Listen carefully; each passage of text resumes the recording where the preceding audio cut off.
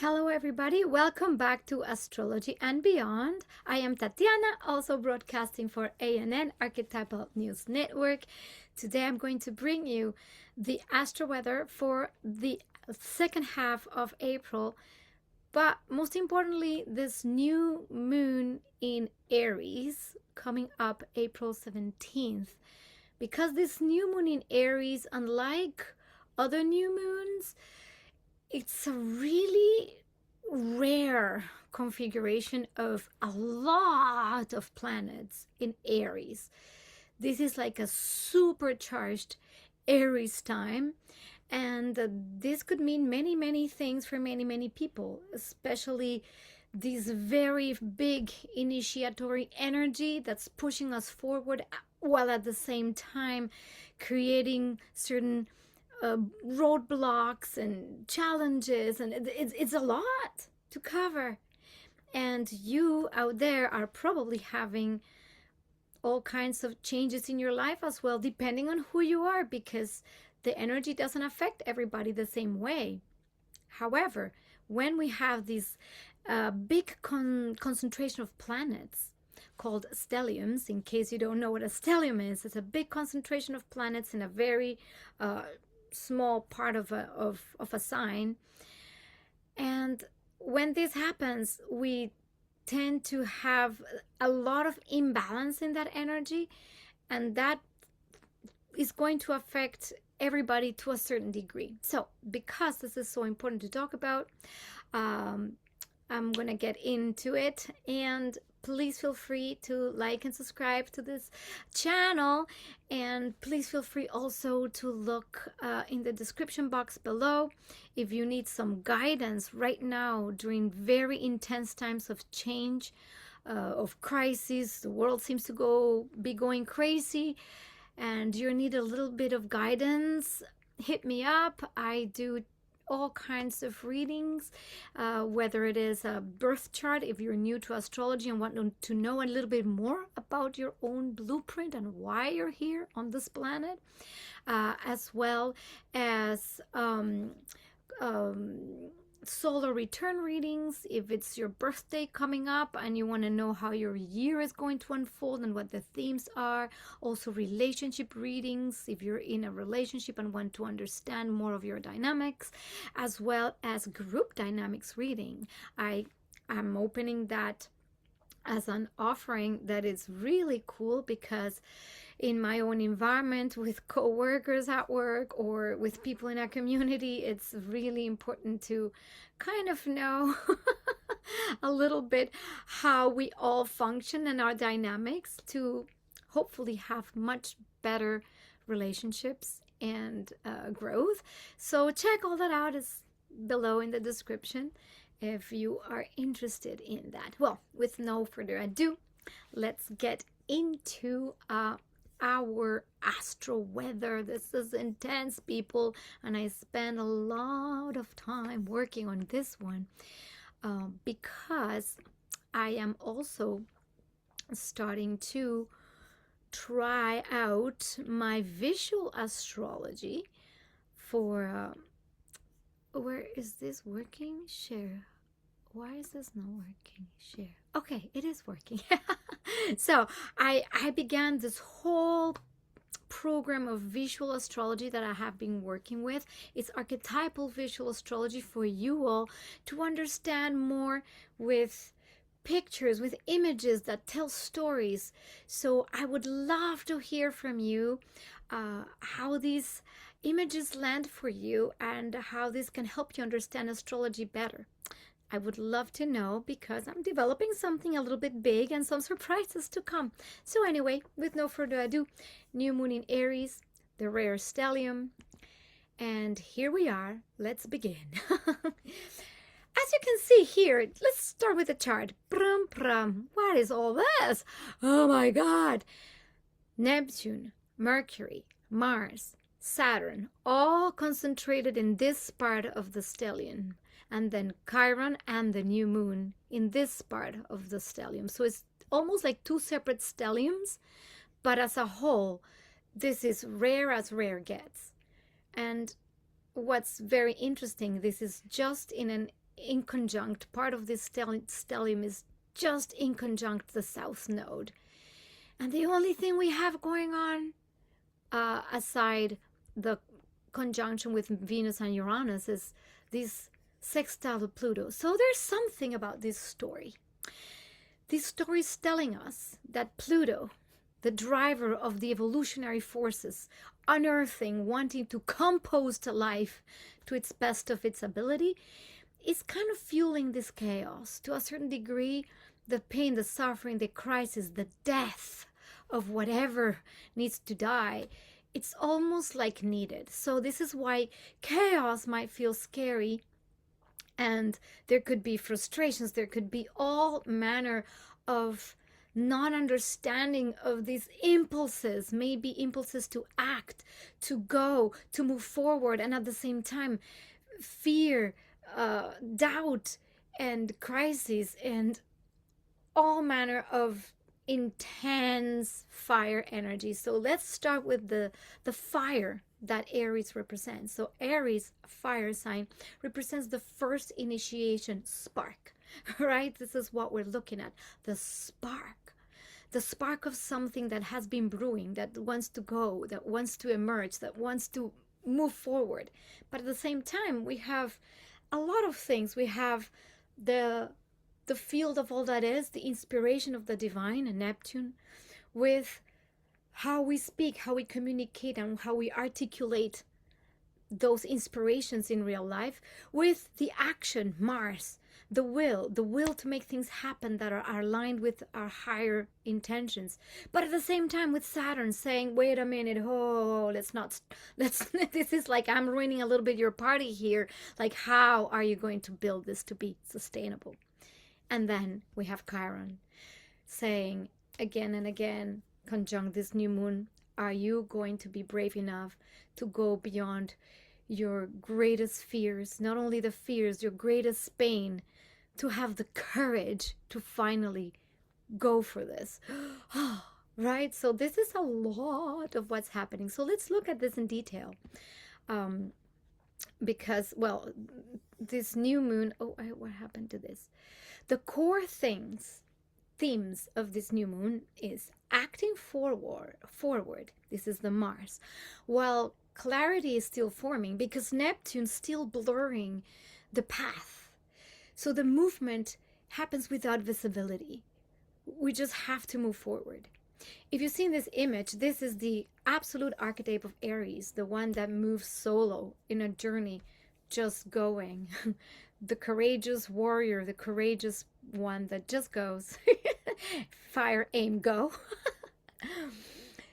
Neptune is also helping us dissolve the old identities, beliefs, and structures to make space for new ones. There's tension between the surrender, which is Neptune, and the control structures, which is Saturn. So shaping our decisions. And this means, is this path that we're taking the right path? But it's not so much asking the question, is it the right path? Is it sustainable? And how can I make this path sustainable? Thought, communication, and action merging into one urgent impulse, which is Mercury and Mars together in Aries. It's as though our mind is now sharp, is attuned to what needs to happen. It's like the first responder that knows this is, we need A, B, C, and this is how we need to move. Go, right? So this urgent impulse. So this new moon in Aries is seeding something really, really key. Is the spark that wants a fire. But with Saturn, we have that kind of that block. And obviously, like I said at the beginning, the subtle evolutionary support from Pluto that is guiding this transformation is this chaos, this thing that needs to move forward, even though it will have to kill something needs to die for something to be born. That is Pluto's energy. And I'm gonna tell a little story about a dream I had, because I'm like, oh well, This is like the core themes at an archetypal level of what we might be experiencing at a personal level, and then we'll talk a little bit collective. But I had a dream last night that is so evoking of this. Long story short, in my dream, I was looking at some people where I was living in a, not living, actually I was invited to a place that was not even my place. And it seemed familiar and comfortable, but it wasn't my place. And there was a mountain, and the people here were going to make a dinner and were expecting me to go to dinner. But there was this mountain, and I knew there was a path that I had traveled before that went over the mountain, and all somewhere it was a big hike. And I knew that on the other side was this wonderful, beautiful open vistas and spaces and exciting things that were amazing. Because I had somehow in my dream already done that. But at the stage of the dream where I wanted to do that road again. So I decided before dinner, I said, well, it's getting dark, but I gotta go. I have to go. But nobody wanted to come with me. I had to do it alone. So I started climbing, and the climb was really treacherous, as though each step was getting harder and harder, and this mountain was big, and it was getting dark. And I was holding my iPad in my hand, and I felt like I was not really well equipped. I was holding an iPad. I was ill prepared. I was trying to climb. I knew I wanted to go to this journey, but I was alone. And I felt like I needed to keep going, but at the same time I was looking back to my comforts and the invitation for dinner, and in the end I gave up. I gave up because I was scared. So I went back, and I don't know the rest of the dream. I just know I went back, and then the feeling was this feeling of frustration. So the symbols, the absolute archetypal symbols in the psyche, or my own psyche, which is also connected to collective psyche, Neptune, right, was saying Saturn, the mountain to climb, the challenges, the fear, Chiron, the fear of being able to do it on my own, because you gotta be brave to go out there and go for what you want. Neptune, the dream, the knowing that something is there beyond. And this whole archetypal feeling of I have to do this, Mars, the action, the courage to go, And then there is, of course, turning back, going Saturn, the mountain, saying, are you well equipped for this, or are you just impulsive? So that impulse, Mars, wants to go now. But we need absolutely to make sure that our plans that we are making in this new moon, our intentions for changes that are maybe very big for some people, very, very big, whether it is your job, your relationships, whether it is a home, different people are experiencing this differently, or things or dynamics that need to change, or even your own identity, things in your body, anything that is wanting something new, that new path that you kind of have been toying with but are still unsure of. Trust that there's something really big guiding you to have that courage. So yes, go for it, but always make sure that what you lay, the foundations you lay now, are going to be really aligned with who you truly are. Because with Saturn, whatever happens now, the foundations you lay now could last for a very, very, very, very, very long time. Whatever you put your goals, your intentions, your energy, your words, and your actions, that path may open up to be built for a long time. So make sure you're putting your twos and twos together really consciously, not in a rush, not in a hurry. Because the Aries energy with Mars and Mercury and all these planets, it's like, I just want to do it now.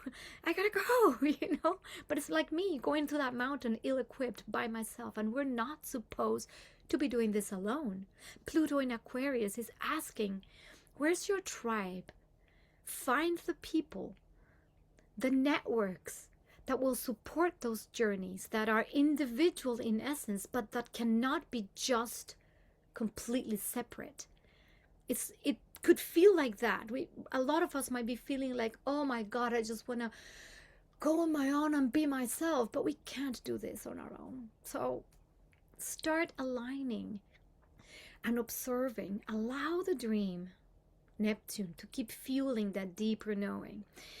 And now talking, this is all like personal collective psyche. Now let's talk a little bit war, which is very interesting. I do not necessarily do a lot of world astrology, and I'm not like the most expert in watching news all the time, but I do watch certain interesting channels on YouTube and different perspectives on different media. And I wanted to play a clip for you just to illustrate this archetype of what happens with the Aries energy. We know Mars, the warrior, and the energy of Aries is what fuels the fire, and we have all of this energy already really, really big. And we know there's big war happening in the Middle East. And I mean, it's no secret to anybody. It's a big commotion, and it's been very hot, literally, with explosions, with bombs, with disaster, with chaos, with suffering. And nobody seems to know the when or what or how of what is going on, Not really. It seems to be speculated in many ways, like what is this war really about? So this is where we're going to see really the archetype of Neptune and Saturn. And when this war kind of began was under this Neptune-Saturn conjunction, and it begs the question, how is this going to impact the future for generations? So I wanted to play this clip for you from an amazing YouTuber, Max Fisher. And this is just to illustrate how the archetypes just play out in the world. We're not making this stuff up. When we talk about Neptune, we talk about confusion. We talk about the field of not understanding. When we talk about Saturn, we talk about difficulty. We talk about long-lasting consequences. And in its lower expression, this is why I wanted to share this video, because his words are just like archetypally, like you can't make this up. So with no further ado, let's share the Max. Purpose of the war is, that means there's no decision on what kind of war gets waged or how to win it. Which brings us to another lesson here, which is that wars waged for unclear or confused reasons usually just escalate and escalate forever. Confused wars become forever wars. Even if it were a good idea to turn Iran into Venezuela or Bush-era Iraq or into Afghanistan, and look, just to level with you, I do not think that any of those are a good idea, but even if you did, trying to accomplish all of them at once means you don't really accomplish any of them, right? And you just get pulled further and further up that escalation ladder. I know this is a picture of war and geopolitics very different from how we normally picture them or like to picture them. It's messy and it's bureaucratic. It's a handful of personalities, some of whom might not even know what they want, triangulating off of each other for short-term gain and least common denominator compromises. Setting in motion events they can't control that might have devastating consequences for millions of people that reverberate out for generations, which is how we ended up with a war with Iran, with no unified agenda behind it, no strategy, no defined end state. The more we learn about how it came about, the less we can say about the actual purpose of why it's happening, what all this death and destruction is even for. And that may be the most core truth of this war. Okay, so I just wanted to share that. Oh, wait a minute.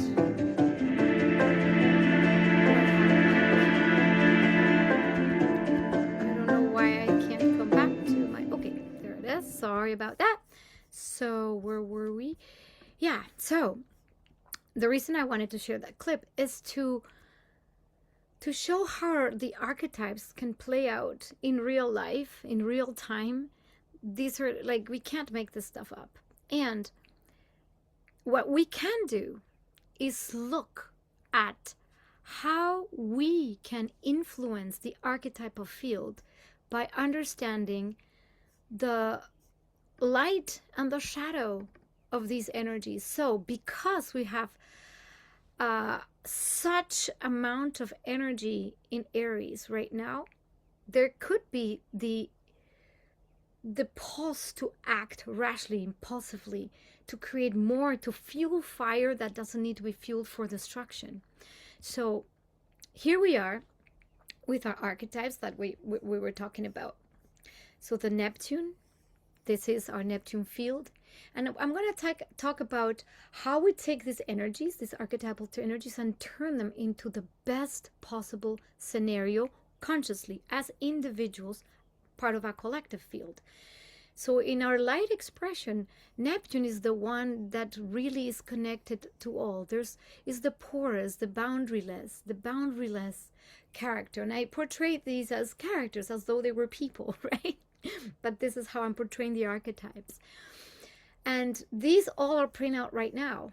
The Neptune Mercury, which is the communication, how we access our mental field, and how we're connected to this field of all that is, the boundlessness, which can make us porous, meaning we can be picking more on ideas that are floating around in the field. We can be picking more on this togetherness, on compassionate communication as well. Now with Mars, then we have this energy of the initiator, the warrior, the leader.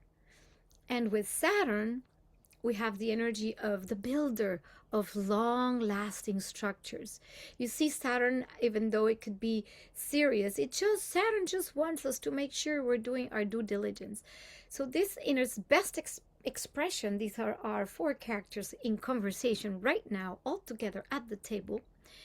We could have the highest expression with Pluto, the one that transforms, that has immense power to transmute. Imagine this amount of energy that is lying there, pure, raw potential to transform completely something. What is it that we're transforming? So the highest expression of this energy, and this is where you come in, is to have the courage to act with awareness, even without complete clarity.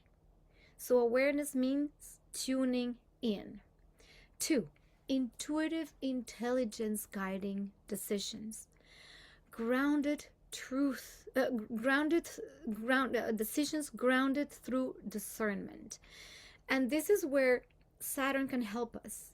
We're no longer in the fields of big dreams, big Jupiterian dreams. We are in the field of how can we make a better life actually possible on this earth. 3, building new structures that align with a deeper truth and authenticity. And this is why Saturn wants us to build those structures. And the truth and authenticity lies on who we truly are as beings. 4, clear, direct, and conscious communication aligned with purpose. And this is where we can put our ideas down on paper. With Mercury in the sign of Aries, there could be brilliant ideas and we might want to just like go for it. But it's better to first make a little bit of a plan.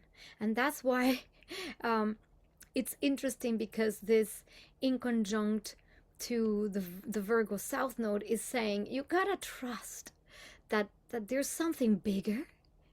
There's something bigger like driving all these ideas, but you still have to have a plan without having full control over the plan. It's not about the details, the how, exactly how it's all going to work out. It's more about having a little bit of a structure, but knowing that this structure needs to remain flexible, and you will be guided accordingly as the plan moves through. So it's just move through the first step, basically. And 5, empowered transformation. This is Pluto, allowing deep change while trusting the process. And this is, I think, one of the hardest parts, because we could tend to confuse empowerment, like being empowered to do something, with either, it's almost like throwing the baby with bathwater kind of thing, where we could be burning bridges unnecessarily. And this we'll see with Uranus as well, entering in into Gemini and certain aspects. It's like at this time we're pushed, almost urged to really make changes, but to make changes very, very consciously.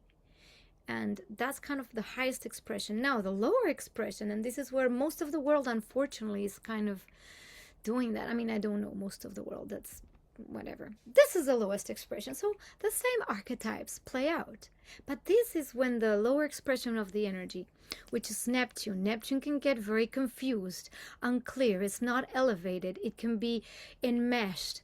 The confusion doesn't allow for something pure to come through. It's just even like the lack of boundaries, not knowing where things are. With Mercury, it could be all about rumors, lies, fake news, media that is confusing, obsessions. Especially with Pluto, we can get obsessed about ideas or ideals that are not even clear. And this is why that little clip I played, which basically was saying, like, I don't think the players in this war even really know why they're fighting really, or nobody knows at least the different agendas of every single country. And this is again a little bit at a global level, right? But that's impacting things for, like it was said in the video, it could leave long-lasting impact for generations, not only because of the destruction, but because of the trauma, right? And not only that, the effects in the world economy, right? So all of this can be fueling this. Then what does it fuel? It fuels anger, Mars. So anger plus fake news, media, this could lead to revolt, to rash, unnecessary destruction, you know? And then Saturn can bring then oppression.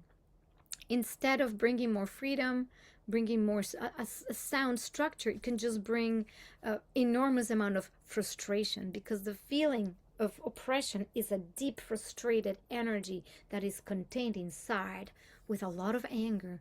Mars, what does that lead to? Chaos. That's what happens. War, explosions, the unknown. We don't even know what we're doing without thought. There's no thought.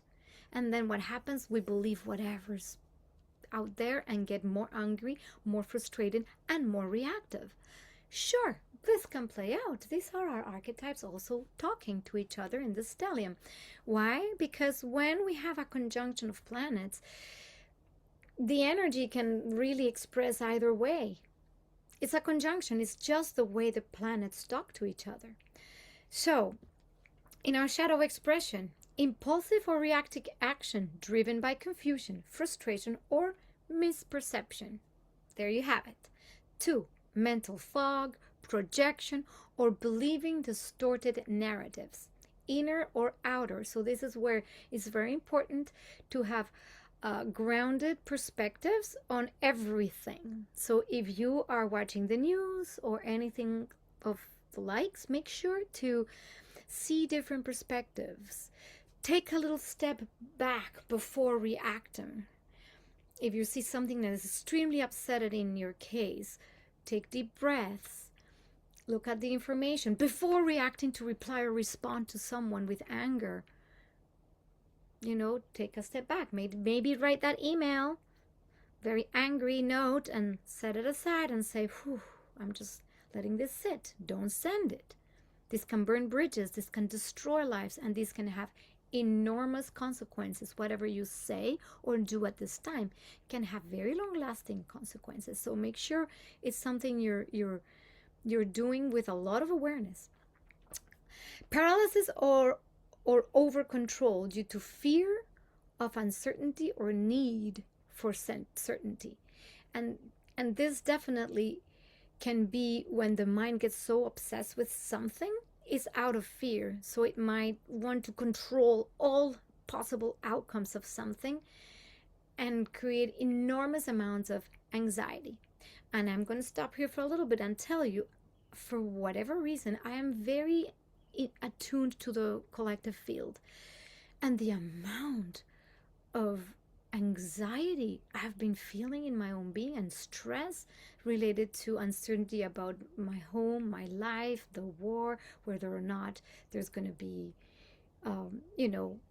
are there going to be food shortages? Is the oil shock going to really affect us that much, or are we going to be able to cope as communities are getting together? Like, it's all this unknown, and I'm a person who, for the most part, will breathe through things, will try to get back to the present moment, because that's what I tell you. I do walk my talk, and even in walking my talk, I gotta tell you, sometimes the anxiety is so big. I have to really double down on my practices, double down on my breath work, double down on going to nature, double down on just doing something that feeds my soul. For instance, last night, after being so stressed and in a loop, in a mental loop, this is like also Pluto's role, right? It could get obsessive. I just decided to play some music. And then for 2 or 3 hours, I was playing music just by myself with my looper. And what happened then? It's as though I was completely in another dimension, completely connected to something so divine, so pure. And then everything was gone. There was no worry, no concern. I was just present. So imagine how powerful that is. Just chanting. And you can choose to do things like that as well. You can choose that route of self-regulation at this time more than ever. Another very important thing, if there's too much frustration in the field and in your own energy, breathing at this time, not so much, but you could do some dragon breaths where you breathe in and expel with a big hot. Do it 2 or 3 times, not too much to not drain all of your life force. But when there is excess or accumulated chi and you're getting too anxious or hot, this is a way of regulating the body with a breath. 2 or 3 breaths, again like this, and that will help calm the nervous system down and expel the excess of heat energy. So little things you can do on your own if you're experiencing that, especially if you're a sensitive. Okay, let's get back to our list. Conflict through miscommunication, sharp speech, or misunderstood intentions. So make sure, again, always double check your data, double check what people are saying, double or triple check before speaking or before lashing out. Very important, because Mercury in Aries can be very lashy, especially with Mars. Sharp, nasty words could come out of your pipe hole. So there you have it. Hidden power struggles, manipulation, or forcing outcomes prematurely. And this is also part of Pluto. Pluto's energy is that instead of using this chaotic energy to transform, to elevate, and to alchemize, it could be used to manipulate, to force, to push through when it's not yet time. And Saturn is wanting us to take our time. So you see, either way, you choose. And we see in the world, we're not victims of the world. We can still choose how we manage this energy in ourselves, especially if you are an Aries or have any planets in Aries, in Libra, in Cancer, or Capricorn, because those are the signs that will be more activated by this energy, by opposition Libra and by square Capricorn and Cancer. So if you have any important placements in the cardinal signs, this energy might be pushing you towards this. Now, the next thing that we have is the second part of the stellium, which is removed from the first segment, but is a conversation with the same idea. The new moon, which is our sun and our moon together, which is the sun is the expression, the self, the joy of being, who we are, the soul, and the moon, the feeling. This is more like the feminine yin feeling, our feelings, our emotions, our inner life, how we feel. And then we get this paired together with Chiron, the wounded healer. So what happens when this meets the wound? The archetypal wound of not being enough, of having being hurt because you initiated. The archetypal feel that when I act, when I go out in the world to do something with courage, I get cut, pushed, killed. So even the courage, it's suffering, right? So what Chiron here gives us is the opportunity to see that big fear. Why am I so afraid of acting? And we've been talking about this Chiron for a long time while Chiron transits in through Aries. And as it's going to exit Aries, it's still giving us this opportunity to heal that inner child, to heal that part of ourselves that is scared of initiating, of going, of climbing that mountain. The one that says, you know what? Even though it's difficult, even though it's hard, there is something here. And the wound is not necessarily that real because we're never really wounded. We are actually whole divine beings. So it's to find that back in ourselves, that wholeness. Now, the core themes is a new beginning because there's a new moon. This is centered on healing the identity, the I am, the self-worth, and the right to exist fully. Fully as what? As who you are. You're not here to exist as anything else than you. And that's why I always say, if you don't know your blueprint, your astrology chart, why you're here, what are your core themes and your core stories, well, you can always hit me up and I can help you with that. It's very important to know that because that can give you some hints into all the themes we're here to uncover in our lives. Now, second theme, the emotional body or the moon, the identity, which is the sun, and the wounded healer, Chiron, merges in Aries as a rebirth of the self. The new moon wants us to seed a new identity for ourselves. This doesn't mean to reject or shove under the rug the pain, the fear, all of that. It just means if something happens at this moment where those fears get reenacted, you're again faced with the same pattern again and again where there's fear to act as who you are.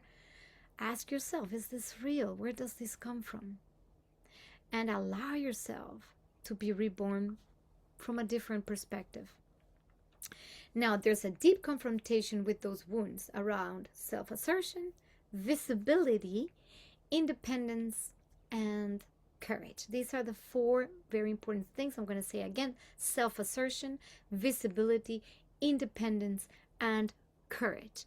So if any of this you're feeling like, oh my gosh, yes, am I able to assert myself as who I am, not as what people want me to be? Am I able to be fully visible without the fear of being? Can I be independent without having to be always sucking on somebody in order to be who I am? And can I have the courage to do that? Now for this, I'm going to tell you another little story about myself because this is how I express and experience the archetypes and how true they are. Interestingly enough, I've been being confronted with these things, especially the visibility one, because part of my chart is a very invisible chart, especially Venus. I have Venus and Uranus in the 12th house natally, and I've always felt that my art, what I do, what I create, my creations, it's as though, even though I want so much to share with the world, somehow a subconscious part of me wants to keep me hidden. My things are always hidden. Nobody sees them. Even though I want to show them. I'm a 10th house sun. I want to show. I want to make this meaningful. And I realized in looking at my Venus Chiron stories and my Pluto stories or my Saturn stories, which are my Chiron story, my karmic stories, how is this affecting? Why am I so afraid of being visible even though I so much want it? And then of course in looking at those stories I realized, of course, in the past, in past existences or past soul memory, or family lineage memory, I could have been, I mean, I knew this from some past life regressions of being a beautiful dancer um, in in a harem, right? And long story short, in my little story of that recollection of a past life, I was a very poor girl. I was collected by the Sultan, then turned or groomed into, a slave, essentially, that lived with all comforts and everything, but with no right to express the real desires. You had to do what you had to do because you were owned, and God forbid you tried to escape. And I was the favorite of the Sultan, forced to perform and be beautiful and be out there, and at the same time fearing, any uh, repression or any punishment. And then when I tried to escape, I was caught, and then my legs were chopped in that lifetime. Yeah. Uh, whether we believe in past lives or not, that's irrelevant. This can be also taken just as an archetypal story. Soul imprint. Why I have this memory recollection? I've been doing a lot of work in that 12th house arena. But this is essentially what I'm talking about. I talk about this example for myself because I went, why am I so afraid of showing my beauty, of showing what I have to offer, of showing to the world, of even speaking or singing or dancing? And I'm a dancer. And somehow, what if I did that publicly? The soul imprint memory comes back. And this is where I ask, well, is astrology really real, or I'm just making all this up because I'm just making all this up and I'm creating all this? But you know what? The psyche, that mysterious thing called the inner experienced world of each one of us, it's a mystery. No one has really fully cracked it. But I can tell you one thing, astrology, sure as F, can nail these archetypal stories.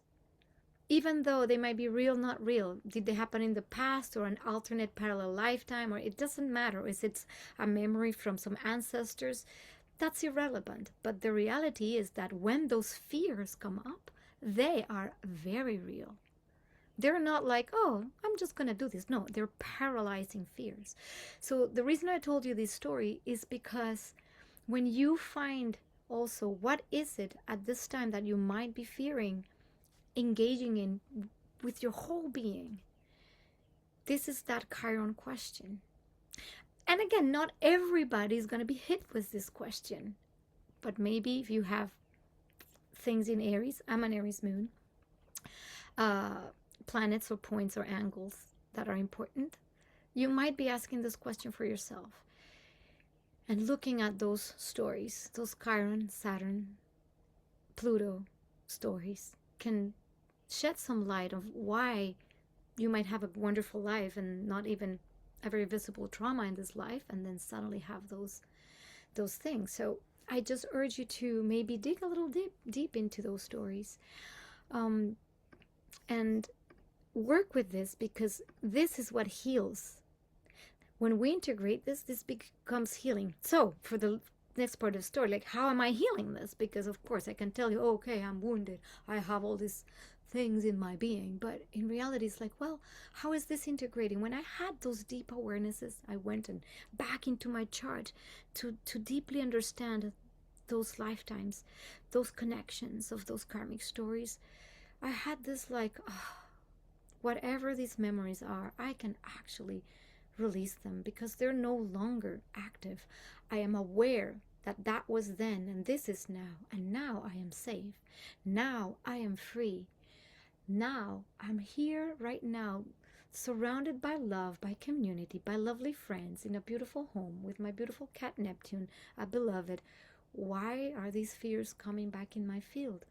So by breathing in, giving them room to express themselves, feeling the fear, allowing the anxiety to bubble up, eventually what's happening is my psyche is opening up, and now you see I'm no longer so afraid of showing things. I'm starting to show my art more. I've been invited to play music next week, being more public with what I do artistically, which has been my fear, to show my art, right? Or it's not really fear, it's there but nobody sees it. The subconscious fear, therefore, please, nobody see it. There's a veil here. So, in realizing that, it's been quite the release. And I might say it's not quite over soon, but it's there. So, there you have it. I tell this story so you can go and look into your Chiron stories and your initiation stories, anything. So I challenge you to look or to write down what are those things that you always wanted to do that are super aligned with yourself but you have not done yet, and list all the excuses you've given yourself for not doing it. So column A, this is all I've ever wanted because I really would love to be that in the world. Not to have necessarily, but to be. And then column 2, write, what are all the excuses I have given myself? Oh, because it doesn't make money, or because I have to pay bills, or because, I don't know, I'm going to do it alone, or anything. Write those down. And then sit with those 2 columns in front of you. And breathe.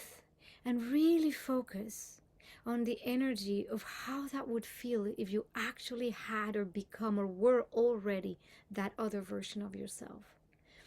And see if you can see those excuses as just a cry for that deep acknowledgement that is just some hidden fear.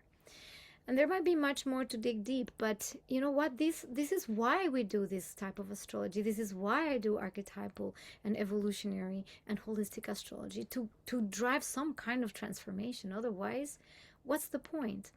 And you can choose that. This is why I wanted to stop here, a little bit lingering, but because this is really important in this new moon. So I gave you 2 exercises already. The breathing, if you have frustrations, and the sitting with these energies or fears, so you can actually let those fears percolate, write them down, write all your excuses, and allow this to start processing. Yay. Next, there's an initiation into the archetype of the healing warrior, leading through lived experience and vulnerability. And here, this is where I become a little bit of that symbol for you, that healing warrior, because I am telling you all of my lived experiences very vulnerably. Why? Because I am part of the collective field, and I am you. You are me. Anybody experiencing pain at this time, who is being in that field right now, is part of us. We think the war and all of that stuff is somewhere over there. Yes, for sure. But some people, humans, are right now in those deep, they are having the experiences that we might have had in other lifetimes. So there is a deep element of compassion that we can have for everybody. And this is Neptune speaking. How can we have a new type of compassionate action? Neptune, Mercury, Mars. Compassionate action. This is the highest expressions, and I urge you to all become those healing warriors, the ones that's going to say, yes, I've been there, I've done that, and this is what I have to offer you. Some support, some compassion, an ear to lend you. That's how we begin to be more human. And that Pluto pushing that sextile in Aquarius to this Aries stellium can help us really build more resilient communities. This is how we do it, peeps. It's not by getting more angry at the news. It's not by fighting back more. It's really like this. So please, I urge you to consider choosing this. As we talk about the higher expressions, obviously the emotional courage, allowing yourself to feel and still move forward, that's very big. Reclaiming the right to exist, express, and take up space authentically. Acting from alignment between instinct, which is Aries, and feeling, the moon, and your identity, the sun. Deep self-healing that naturally becomes a source of healing for others, and a powerful inner reset, beginning a new cycle rooted in self-trust and embodied confidence. Don't we all just want to be super confident in who we are and want to share that and shine like the sun?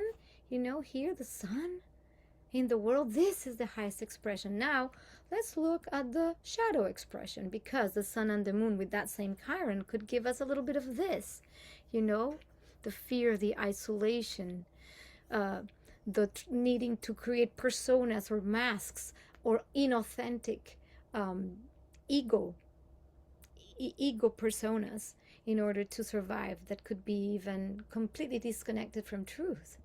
So the shadow expression is emotional reactivity, hypersensitivity, or feeling easily triggered or exposed. Retreating, shutting down, or avoiding action due to fear of rejection or failure. That's really huge. This is why the second column I urge you to write is those fears. Overcompensation through anger, defensiveness, or forced independence. This is where the Aries energy says, you know what, I don't need anybody. It's like me climbing that mountain in my dream, going like, I can do this all by myself. I'm going like, oh my God, I can't do this really all by myself. Feeling unsafe to be seen. And this is why I urge you to say those mantras. When you feel that fear, go back to I am safe, I am free. It's safe to be seen. It's safe to express. We're no longer being killed for expressing ourselves. I mean, I say that, take it with a grain of salt. It's still true for many people, but a lot of us maybe watching this are no longer there, and we are the ones supporting a healing journey for the planet. Hiding true self or suppressing emotions, reopening of old wounds leading to overwhelm, frustration, or identity confusion. So all of this could be happening as well. So beware when you start feeling that this is where you're going, this is the energy that's transpiring through you. Remember, even just pull this up, take a picture, you know, higher expression, it should look like this. You know, we're healing our identity, our emotions, our right, we're reclaiming our right to be this shining person, divine beings.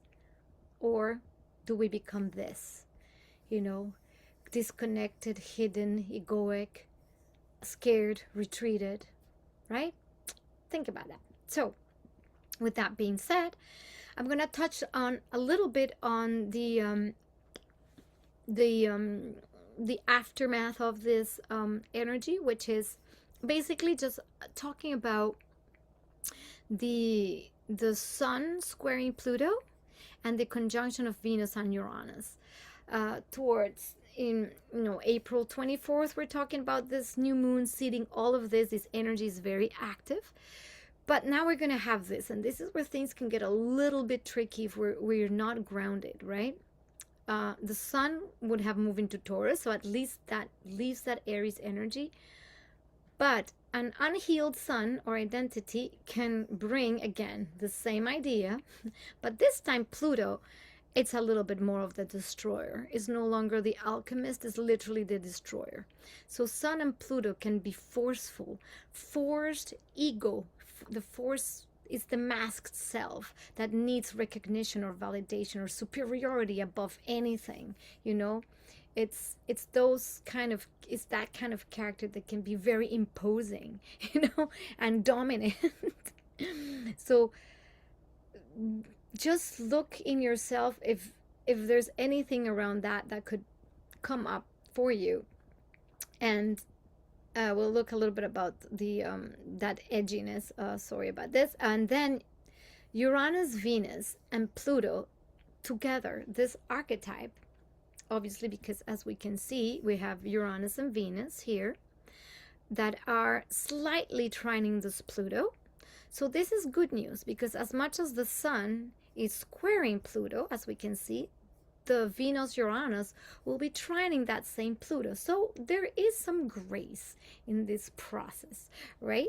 So let's look at the grace in this process. So Venus, and so in the best expression of a Venus Uranus, Venus is, as we know, love, value, self-worth, beauty, connection, all of those beautiful Venusian qualities. And Uranus, our maverick, visionary, freedom seeker, is the pioneer, right? Is the energy that wants freedom, liberation. So Uranus and Venus is like a little combo of these two energies talking together. The ones that dare be different with love. So how is love more free? How is love more elevated? How is love more exciting? And this is where your relationships, connections, people that come into your life might feel a little bit different, might feel exciting, might feel freeing. It could be even a time where you want to explore more freedom in love if things have been stale and complicated and just outright toxic. This is a time where literally breakthroughs can happen. You could meet people that are exciting, and Pluto is here will form this supportive alchemy. Again, this is Pluto the alchemist, not Pluto the destroyer, the one that says and can show deep, powerful dynamics of authenticity, because Pluto wants authentic, deep, free relationships, and it wants to create real communities and bonds that really are based on freedom and love. And that's kind of the highest expression of this energy. So at the same time as we might have the ego self wanting to maybe dominate or shine or be inauthentic, this energy is actually wanting to free us up from that inauthenticity.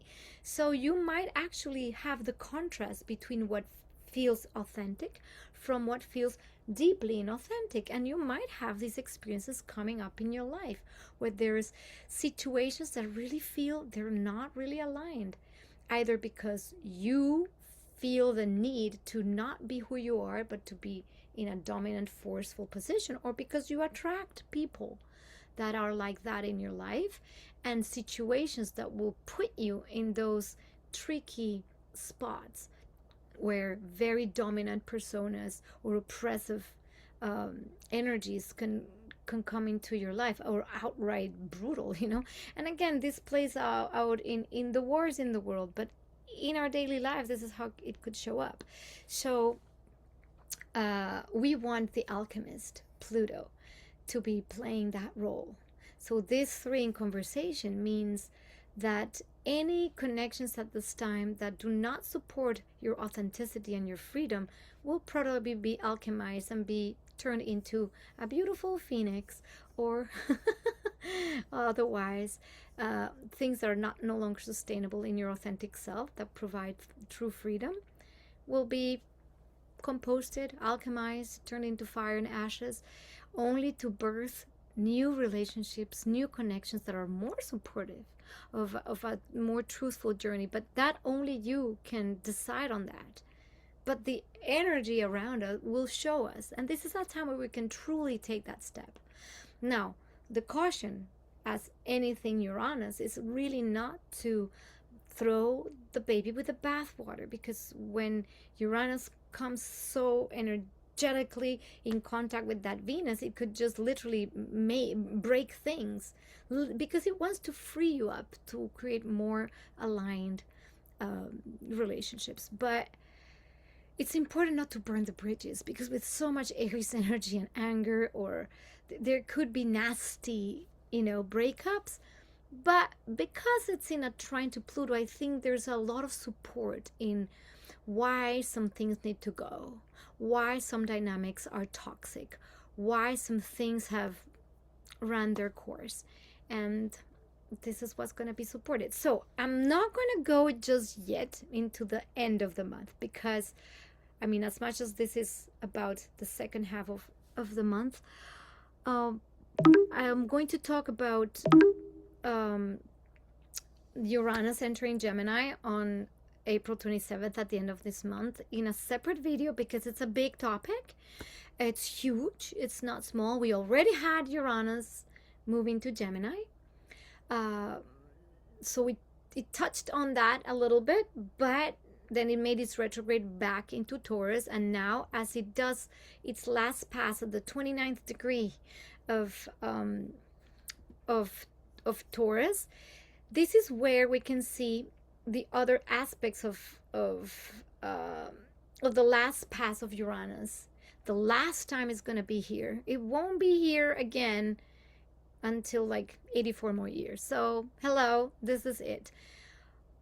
Venus also touches on value, money, uh, the finances, global markets. So we can expect with this conjunction, big destabilization is the last call in Taurus, where it has been disrupting our systems, disrupting our resources, how we resource ourselves. So we might see ups and downs and all arounds of the last call of Uranus, trying to destabilize systems that are not really in alignment with how humans should actually resource themselves. And that includes farming, that includes how we get any resources. So lots of destabilization, maybe some crashes. We could expect more crashes or more instability and volatility in the financial markets. But all of this has the purpose, and we see already the purpose is that deep transformation or alchemy that Pluto the alchemist wants to bring is that it can bring about also new ways of resourcing ourselves that have been already been shown through the past 8 years as Uranus has transited Taurus, which is, well, how do we get our resources, and are there better ways more aligned with how the earth can regenerate itself, regenerative farming, new technologies in farming, new ways of exchanges and money systems. And yes, it could be anything from like cryptocurrencies, that's like one thing that's around there, but a lot could be bartering, could be new systems that are more supportive of human smaller communities and localized economies. So we might see big crashes in global economies, and we're kind of seeing it in an interestingly very chaotic way, with the war and the ships being stalled, and then suddenly the oil not making it places, and then we're forced to see, well, how else can we can we resource ourselves in our local communities. And I see around me everywhere people trying new and really inventive ways of farming. And for that little story, I'm just gonna say the last thing about that. Like, even, I mean, I've been exposed to this new, to farming for the past 3 years, but I'm really excited about all these new things and ancient technologies of farming that have are resurfacing, like hugelculture. So if you have never seen anything on hugelculture, uh, these are just ways that ancient farmers used to just use the natural intelligence, which is Uranus, the higher mind, the natural intelligence of Mother Nature for regenerative farming. And a lot of people don't even know this. Like, I didn't even know it until I moved to a farm 3 years ago that has hugel mounds or hugel cultures. So basically, it's a form of regenerative farming that only requires logs, wood at the bottom, and some layers of compost material, decaying material, biochar, and then you make these mounds. And then when you plant, eventually over time, over 2 or 3 or 4 years of time, these types of gardens just regenerate themselves, and you don't even have to water them. I mean, I'm oversimplifying it, so don't quote me on that. But what happens with this is that suddenly gives me this desire, and this is part of that desire for freedom, of having our own sovereign way of feeding ourselves and resourcing ourselves. So if I don't have a place to do a mountain, I was like, how can I make mini hugel cultures in big, very deep pots? So I'm going to try some experiments, and that's Uranus experiments. Try to be more autonomous. And I'm like, well, this, if I could make this mini hugel modular garden, I could probably move it anywhere I go.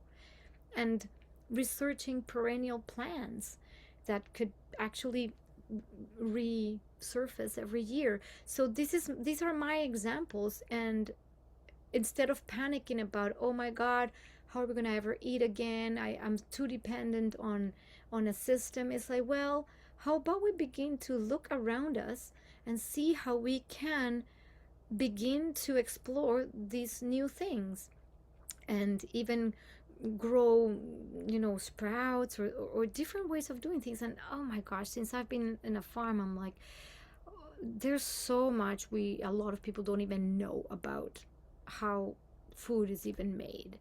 And if you're one of those people, well, I encourage you to start getting curious, because this is what really empowers us. Pluto, remember, Pluto is here to empower us, not to make us more dependent. Now, the shadow of Pluto in Aquarius will always be to kind of to show how technology can become the new addiction, but it also shows all the dark side of how technology is not really helping humans necessarily.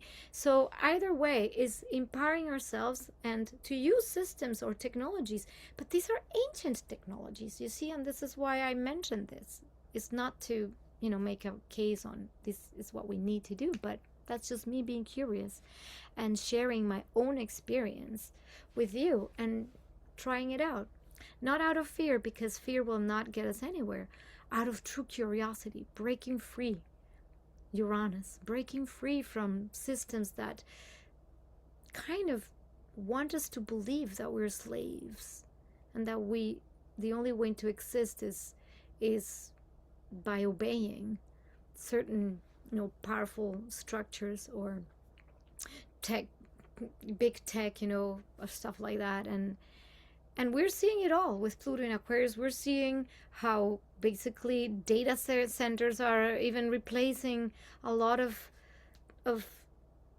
not jobs per se, but it's like these soulless workers, bots and agentic and agents. And we'll look at all of that when we cover Uranus into Gemini, because this is going to be like a big kaboom in technology. So that's all for me at this time with our first video of covering the second half of April. Very big. I hope you took notes on all this, and you're doing your own inner deeper work of aligning with the highest expression of these energies so we can all make a better world. I love you. I will see you in the next video, and please feel free to like, subscribe, share, and see you.